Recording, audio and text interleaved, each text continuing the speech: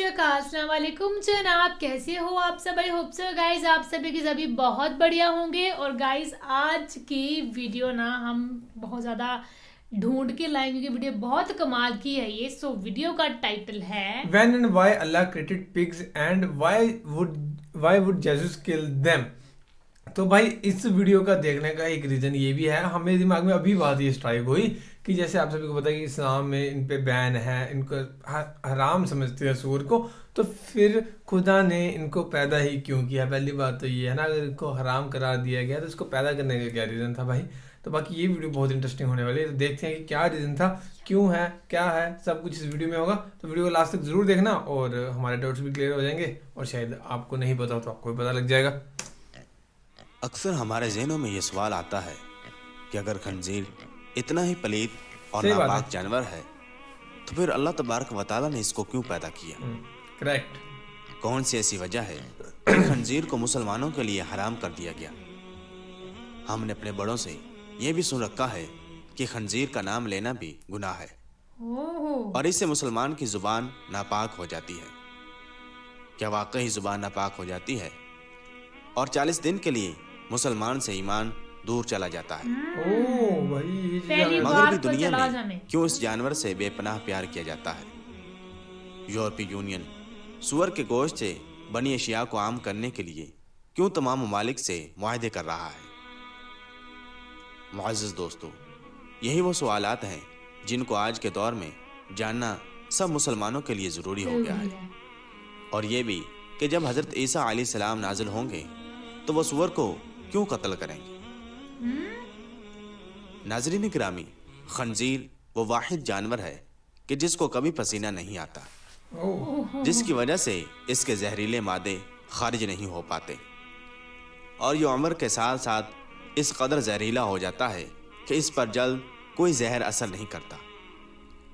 یہ سبزی اور گوشت خور جانور ہے, لیکن بھوک لگنے پر دوسرے جانوروں کے ساتھ ساتھ اپنا فضلہ بھی کھا جاتا ہے. خنزیر کی پیدائش کا ذکر کرنے سے پہلے اس بات کا ذکر کرنا ضروری ہے کہ اس کو حرام کیوں کیا گیا. معزز خواتین و حضرات, اللہ تبارک و تعالی سورہ انعام کی آیت نمبر 145 میں ارشاد فرماتا ہے,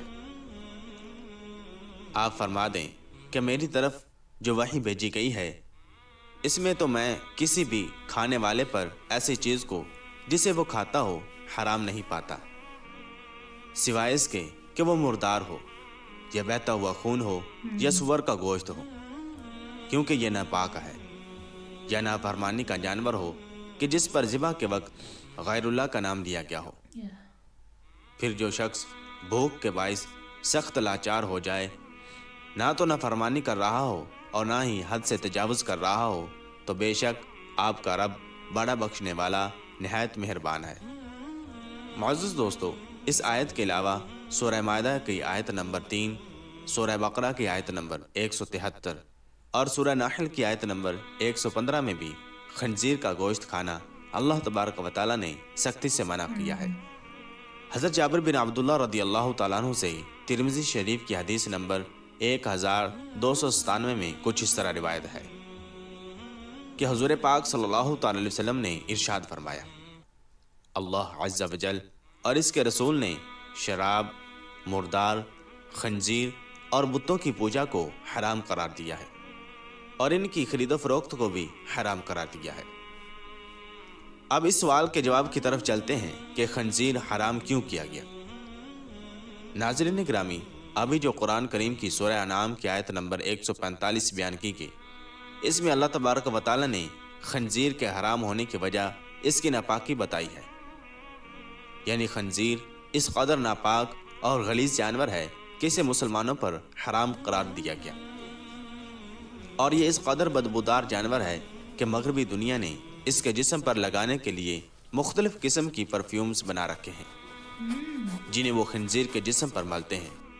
اگر وہ ایسا نہ کریں تو وہ خود بھی اپنے پالتو جانور کے پاس نہیں جا سکتے. آپ کو اگر کسی خنزیر کے پاس جانے کا اتفاق ہوا ہو تو ہمیں کمنٹ سیکشن میں ضرور بتائیے گا کہ اسے کس قسم کی بدبو آتی ہے.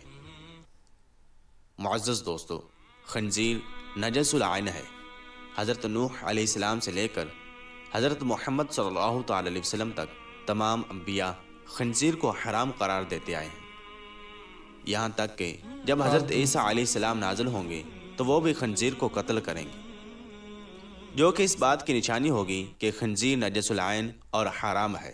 بہت ٹائپس کے ہوتے ہیں۔ اسی وجہ سے حضرت عیسیٰ علیہ السلام خنزیر کو قتل کر کے یہ بتائیں گے کہ یہ حرام جانور ہے۔ اوکے۔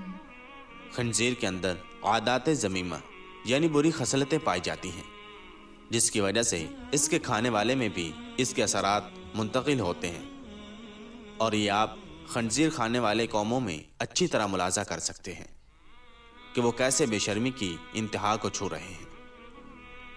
معزز دوستو، خنزیر اپنی مادہ کے لیے خود دوسرے نر کو پسند کرتا ہے اور ان کو گھیر کر اپنی مادہ کے پاس لاتا ہے اور خود ہی ان دونوں کا ملاپ کرواتا ہے۔ یہ دنیا کا واحد جانور ہے جو کہ ہم جنس پرستی کو بہت پسند کرتا ہے۔ انہی عادات اور خصلتوں کی وجہ سے خنزیر کو قرآن پاک میں ناپاک کہہ کر پکارا گیا ہے، اور یہی وجہ ہے کہ آج خنزیر کو کھانے والوں میں خنزیر کی ہی یہ سب ناپاک عادتیں عام ہو چکی ہیں۔ اسی لیے قرآن و حدیث میں خنزیر سے کسی بھی قسم کا فائدہ اٹھانے سے منع کیا گیا ہے۔ روایات موجود ہیں کہ یہ کسی بھی نبی کی امت کے لیے حلال نہیں کیا گیا۔ خنزیر کی پیدائش کے متعلق مشہور روایت جس کے راوی حضرت ابن عباس رضی اللہ تعالیٰ عنہ ہیں، روایت کچھ اس طرح ہے کہ حضرت عیسیٰ علیہ السلام کے حواریوں نے حضرت عیسیٰ علیہ السلام سے درخواست کی، آج کوئی مردہ ایسا زندہ کرے کہ جو حضرت نوح علیہ السلام کے زمانے کا ہو اور وہ ہمیں ان کے حالات سے آگاہ کرے۔ اوکے۔ چنانچہ حضرت عیسیٰ علیہ السلام نے ایک قبر پر لاٹھی ماری، جس میں سے ایک نوجوان زندہ ہو کر بیٹھ گیا۔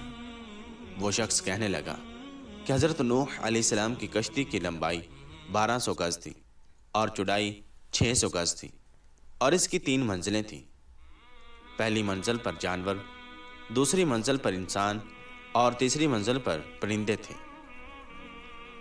اب جانوروں نے اپنے فضلے سے پہلی منزل پر اتنا گند ڈال دیا کہ بیماریاں پھیلنے کا خدشہ ہونے لگا، تو حضرت نوح علیہ السلام اللہ تبارک و تعالیٰ کے حضور سجدہ ریز ہوئے، تو اللہ تبارک و تعالیٰ نے خنزیر نر اور مادہ دونوں کو پیدا فرمایا، جو کہ ہاتھی کے قریب سے نمودار ہوئے۔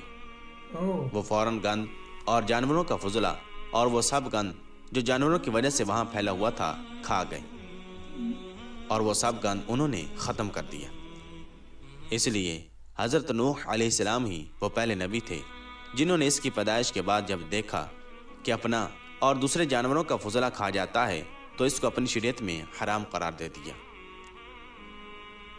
معزز خواتین و حضرات، اکثر جو ہم اپنے بڑوں سے سنتے ہیں کہ خنزیر یا سور کا نام نہیں لینا چاہیے، اس سے زبان ناپاک ہو جاتی ہے اور 40 دن کے لیے ایمان دور چلا جاتا ہے۔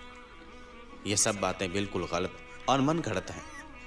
اس بارے میں ہمیں کوئی حدیث یا مستند روایت نہیں ملتی۔ Okay okay. اس 40 دن ایمان سے دور رہنے والی بات کی کوئی اصل نہیں۔ اوکے۔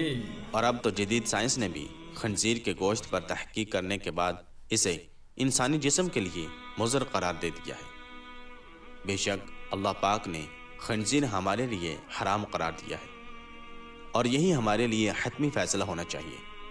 بطور مسلمان ہمیں خنزیر سے نفرت کرنی چاہیے اور اپنے بچوں کو بھی یہی تعلیم دینی چاہیے۔ اس کی شکل میں بعض اقوام کا مسخ ہونا بھی ثابت ہے، اور جس جانور کی شکل میں مسخ ہوا ہو وہ خبیث ترین جانور ہوتا ہے۔ آپ ذرا اس بات پر غور کریں کہ جب حضرت آدم علیہ السلام کو اللہ تبارک و تعالیٰ نے جنت سے نکالا تو اس کی وجہ صرف یہی تھی کہ انہوں نے شیطان کے بہکاوے میں آ کر اللہ تبارک و تعالیٰ کے حرام کردہ درخت کا پھل کھایا تھا۔ ہمیں اس درخت کی حرمت کے متعلق کوئی وجہ معلوم نہیں، اور نہ ہی آدم علیہ السلام کو اس درخت سے ممانعت کی وجہ معلوم کرنے کی کوئی ضرورت تھی، بلکہ اللہ تبارک و تعالیٰ کا منع کر دینا ہی ان کے لیے کافی تھا۔ بالکل اسی طرح ہمارے لیے اور دیگر تمام مومنوں کے لیے اتنا ہی کافی ہے کہ اللہ تبارک و تعالیٰ نے خنزیر کو حرام قرار دیا ہے۔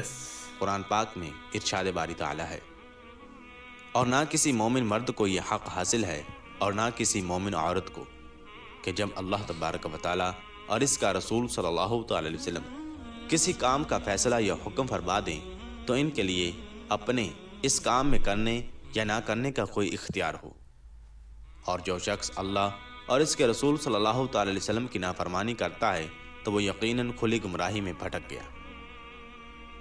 اللہ تبارک و تعالیٰ سے دعا ہے کہ اللہ تبارک و تعالیٰ ہمیں اپنی اور اپنے محبوب صلی اللہ تعالی وسلم کی نافرمانی سے محفوظ رکھے۔ تو گائز یہ تھی ویڈیو، اور آج پتہ چل گیا کہ سور کو کیوں بنایا گیا تھا اور کب بنایا گیا تھا۔ ایک من گڑنت کہانی ہے جو کہا ہے کہ اگر کسی نے نام لیے تو 40 دن تک وہ اپنے ایمان سے دور ہو جائے گا۔ یہ کہانی ہے، کہیں بھی کسی بھی حدیث میں نہیں، نام تو بندہ لے ہی سکتا ہے۔ آپ نے کسی کو سمجھانی ہوگی چیز تو ایسے تم اشاروں سے سمجھاؤ گے نہیں، اپنے بچوں کو سمجھانی ہوگی تو بول کے سمجھاؤ گے نا کہ یہ چیز کو نہیں کھانا یا یہ چیز ہے یا ویسے ہے۔ تو آج پتہ لگ گیا کہ کیوں بنایا گیا اور کب بنایا گیا۔ تو حضرت نوح علیہ السلام کے زمانے میں بنایا گیا، پیدا کیا گیا۔ ریزن وہی تھا، آپ سب نے سنا ویڈیو میں کہ باقی جانور تھے ان کا جو گند فن تھا، جو ان کی جو گند فن نکالا تھا انہوں نے اپنا، ہے نا، تو اس کو صاف کرنے کے لیے سور کو بنایا گیا۔ اور وہاں پہ حضرت نوح علیہ السلام نے دیکھا کہ بھائی یہ تو خطرناک جانور ہے جو کہ دوسروں کو تو کھاتا ہے نا، گندا اپنا بھی کھا لیتا ہے، اتنا حرامی یہ ہے کریچر ہے، تو اس لیے انہوں نے پھر حرام اس کو وہ قرار دے دیا تھا، ہے نا۔ تو باقی تو یہی تھی ویڈیو، اور آج پتہ لگ گیا میرے کو، دماغ میں میری ایک دم سے اسٹرائک ہوئی کہ اچھا اگر حرام ہے تو بھائی بنایا کیوں گیا ہے اس چیز کو؟ تو وہ بنایا کسی اور پرپس کے لیے تھا، لیکن اب پرجاتیاں چلتی آ رہی ہیں تو اب پھر کیا ہی کر سکتے، کیونکہ ایک نر اور مادہ کو ڈالا تھا اس ٹائم پہ، تو پھر آگے آگے پرجاتی بڑھتی جا رہی، لیکن ایٹ دی اینڈ حضرت عیسیٰ اسے کل کریں گے قیامت کے ٹائم پہ، یہ چیز بھی انفارمیشن کری گئی ہے۔ تو باقی آپ کی کیا رائے اس بارے میں ضرور کمنٹ کر کے بتانا۔ تو باقی تو فی الحال ویڈیو میں guys, thank you so much for watching the video, ملتے ہیں نیکسٹ ویڈیو میں۔